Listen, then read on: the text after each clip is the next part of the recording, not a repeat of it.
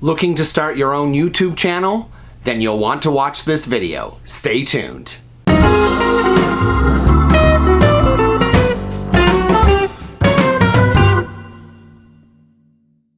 Hi guys, so welcome back to my channel. So today I thought I would go a little off topic. I wanted to give you a behind the scenes story of why I actually wanted to start my own YouTube channel.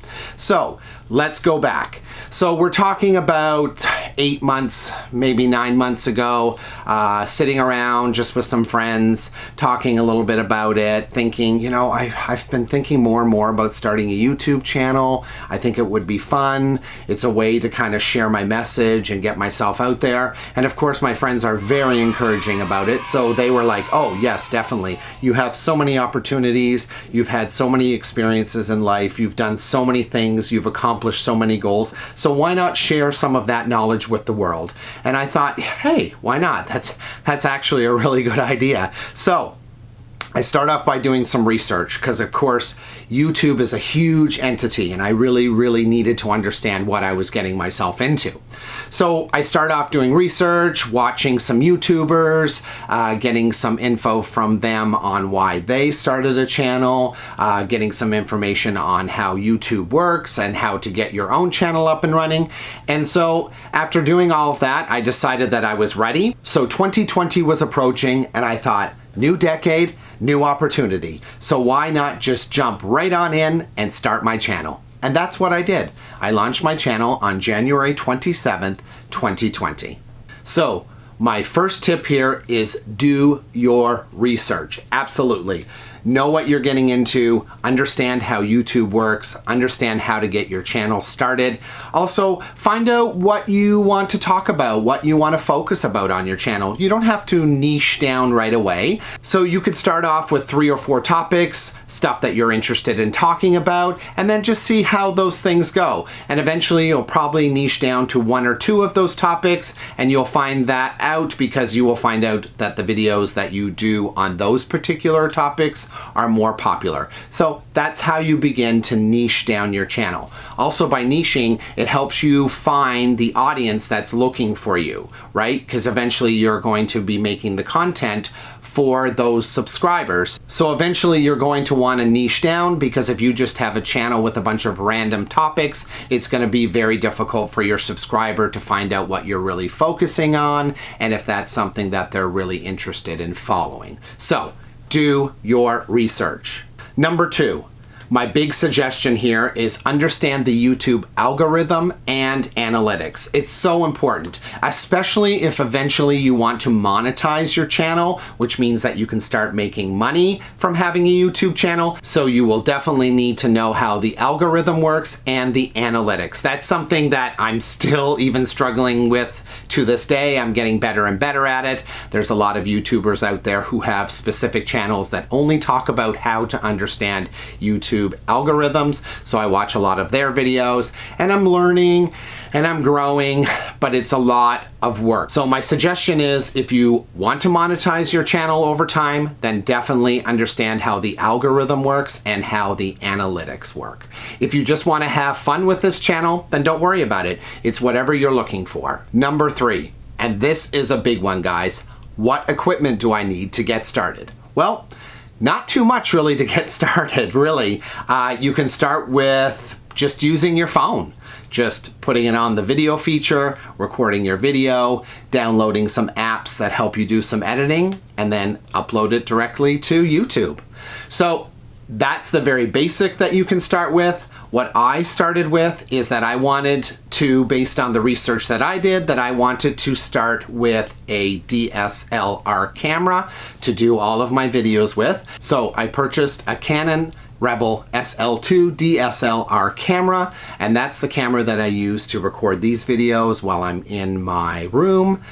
Just because of the research that I did on it, it's a great starter camera. It has the flip out screen so that I can see myself, so I can see if I'm centered in the video. It also has an external mic port, which is great, so you can plug an external microphone into it so you get better sound quality. And just all in all, after the research I did on YouTube, this was what some of the YouTubers were talking about that they started with. So that's what I purchased. So in going along with that, I wanted to do some travel vlog videos as well too. And I didn't really want to carry my Canon Rebel around because it's bulky, it's heavy when you put the lens on it, so it's not really workable when you're trying to do out and about video, especially where you're doing a lot of movement and stuff like that. So I decided after doing some research that I would go with this little camera. So this is a Canon M100.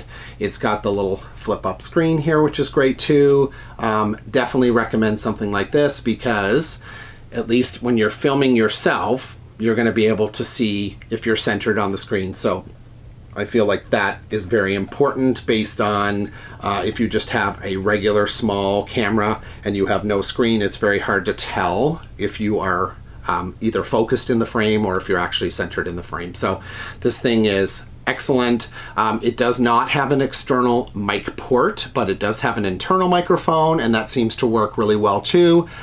Just be careful about which way the wind is blowing because you can get a lot of wind noise on here, but all in all, it's a great camera for any travel vlogs, any kind of B-roll that you want to do, those kind of things, so that you don't have to lug around your hefty DSLR camera. So another thing that I went with was a tripod. So this is one of these Joby kind of tripods here. It's very bendable.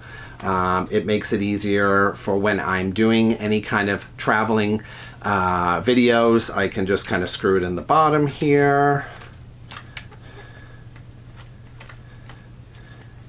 And then you can just adjust it. You can adjust these, and it just makes it easier so that I can have it to hold and move, and it gives more of a stability, so it's not just your hand kind of shaking with the camera in it. So definitely I recommend something like this as well.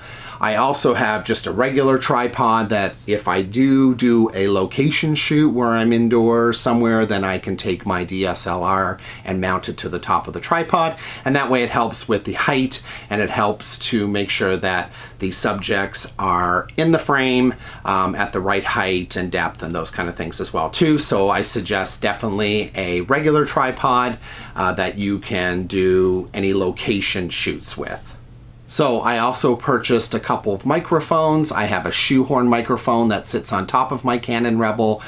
It's a great microphone. It helps to create a clarity to my voice when I'm speaking to the camera. It also helps to block outside noise because I'm in my house, so if the laundry's running, if there's cars driving by, if the dishwasher is running, it helps to filter out those noises so you don't hear it. Another mic that I use for location stuff, especially when we're outdoors, is a lav mic. Those are really inexpensive. You can find them on Amazon for about $35. That way you can run the microphone closer to your vocal area, so that way if we're outside or if the camera has to be a bit of a distance from me, the sound quality of my voice stays consistent so that it's not me trying to shout to the camera and shouting to the microphone on top of the camera when I have the lav mic located right here. So that is something that I don't use often, but I have had to use it on several occasions, so it's great to have in your camera kit. So lighting, another question. A big thing is lighting. So it all depends on where you're going to film your videos.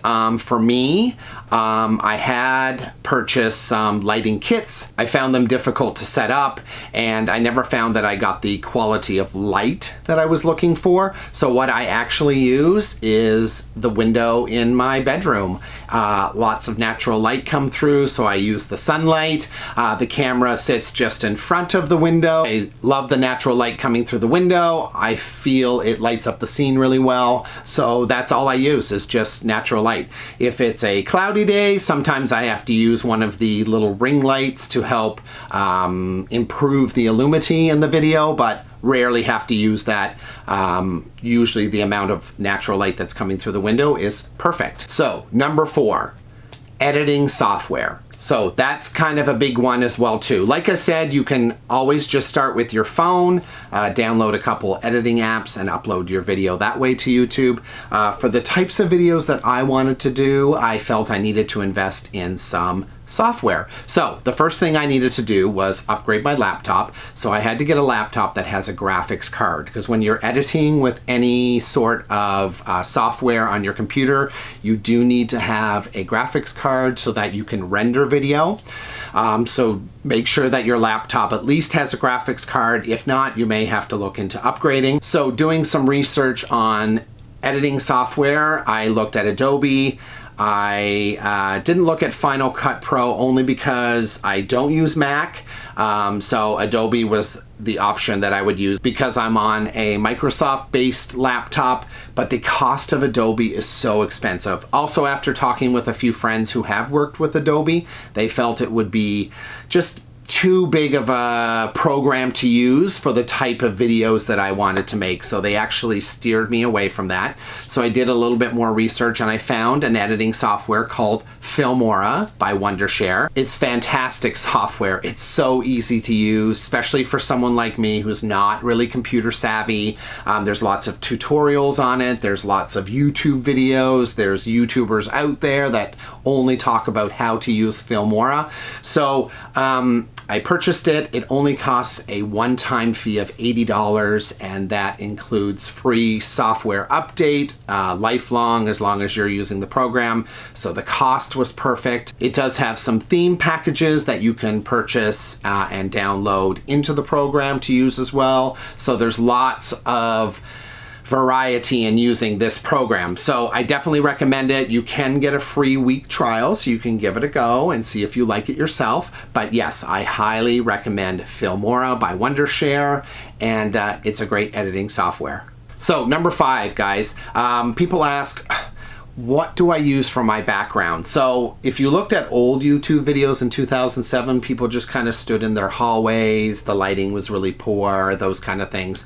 But nowadays, people that watch YouTube have higher expectations. So it is important to have some sort of a backdrop that you use in your videos, something that's consistent, something that your subscribers get used to, and then they kind of recognize it as being part of your brand. So as you see in the wall here behind me, I have a beautiful pink wall because pink is my favorite color, and I have some of my favorite knickknacks that adorn the wall and some of my favorite art, just because it creates a more personality of who I am. So by sharing those things with you, you get a better understanding of the type of person that I am. But backdrops can be whatever works for you guys. Don't stress too much about it. There's different things that you can find. It works well in my bedroom that I have enough distance in behind me to use that back wall as a backdrop. But depending on where you're filming, you may not have that opportunity. But I do recommend a backdrop only because it's something that helps create your brand, and it creates an environment that your YouTube subscribers get used to. So I do recommend that, but there's several options out there for you guys to look into. So tip number 6, guys, and I really, really feel this is the most important tip about any YouTube channel. Make sure that you are having fun. That is number 1. There's a reason why you wanted to start this channel. You want to show the passion behind it and just have fun with it. Don't get caught up in the subscriber numbers. Don't get caught up in the algorithms. Don't get caught up in all of the analytics. Just make sure that you're having a lot of fun, that your subscribers are enjoying your content, and that really is the number 1 thing you can do with any YouTube channel. So that's all I had for you today, guys. I just wanted to share with you a little behind the scenes journey of how I started my YouTube channel, and to give you some tips or some ideas of how you can start your own YouTube channel. So guys, in the comment section below, please ask any questions, leave any comments, any suggestions, anything in regards to YouTube. I will answer them and try to help you out as best as I can. Also, guys, in the description box below, I'll put in links to all of the software and equipment that I talked about today. I'll even put in a couple links to a free copyright music website that I use to get music for my videos. I'll also give you a link to a website that helps you create thumbnails for your YouTube channel, and that's a super important thing. And there's so many videos out there of how you can get better at creating thumbnails, so definitely search that out and understand how that works. And guys, You know the routine. If you have not subscribed to my channel, please click the subscribe button. Also, please give me a thumbs up because it lets YouTube know that you're enjoying my content. If you are not following me on Instagram or Facebook, you can do so at Sean's Magical Odyssey. And guys, we'll see you next time. Stay golden. What equipment do I need to get started on my YouTube channel? Okay, YouTube.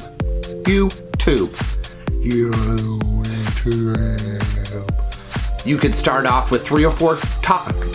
Why can't I speak today?